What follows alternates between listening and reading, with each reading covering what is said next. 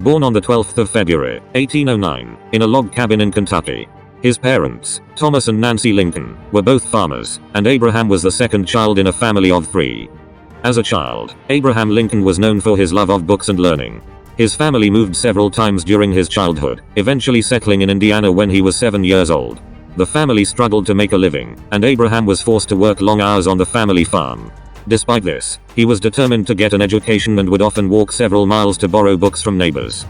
When Abraham was 21 years old, he moved to Illinois, where he worked as a store clerk and postmaster.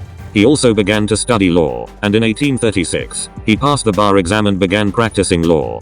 In 1842, he married Mary Todd, with whom he had 4 sons.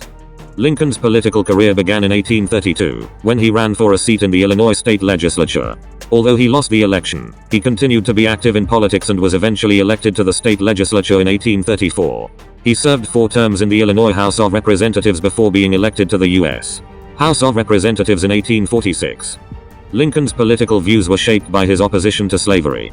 He believed that slavery was a moral wrong and that it should be abolished. However, he also believed that the federal government did not have the power to abolish slavery in the states where it already existed.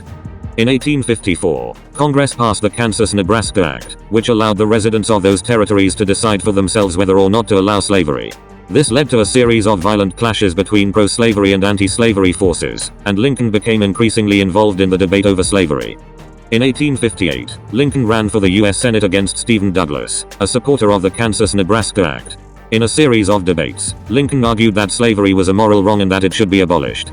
Although he lost the election, the debates made him a national figure and set the stage for his presidential run in 1860. In the presidential election of year 1860, Lincoln ran as the candidate of the newly formed Republican Party. He won the election with less than 40% of the popular vote, but he won a majority of the electoral votes.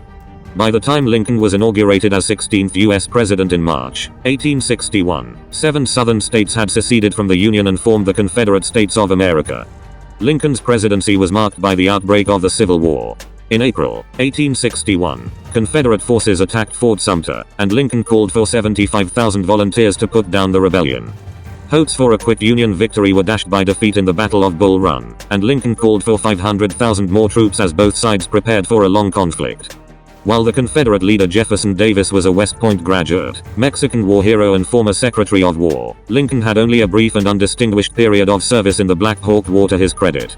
He surprised many when he proved to be a capable wartime leader, learning quickly about strategy and tactics in the early years of the Civil War, and about choosing the ablest commanders. General George McClellan, though beloved by his troops, continually frustrated Lincoln with his reluctance to advance, and when McClellan failed to pursue Robert Lee's retreating Confederate army in the aftermath of the Union victory at Antietam in September 1862, Lincoln removed him from command. Shortly after the Battle of Antietam, Lincoln issued the Emancipation Proclamation, which declared that all slaves in Confederate-held territory were to be set free. The proclamation did not immediately free all slaves, but it was a significant step toward the abolition of slavery. 2 important Union victories in July 1863, at Vicksburg, and at the Battle of Gettysburg in Pennsylvania finally turned the tide of the war. In November 1863, Lincoln delivered a brief speech, just 272 words, at the dedication ceremony for the new National Cemetery at Gettysburg. Published widely, the Gettysburg Address eloquently expressed the war's purpose, harking back to the Founding Fathers, the Declaration of Independence and the pursuit of human equality. It became the most famous speech of Lincoln's presidency, and one of the most widely quoted speeches in history. In 1864, Lincoln ran for re-election against General George McClellan, who had been a Union general during the early years of the war. Lincoln won a decisive victory. Unfortunately, Lincoln's second term was cut short by an assassin's bullet. On the 14th of April, 1865, while attending a play at Ford's Theater in Washington, D.C., he was shot by John Wilkes Booth, a Confederate sympathizer. Lincoln died the following day, and his death plunged the nation into mourning.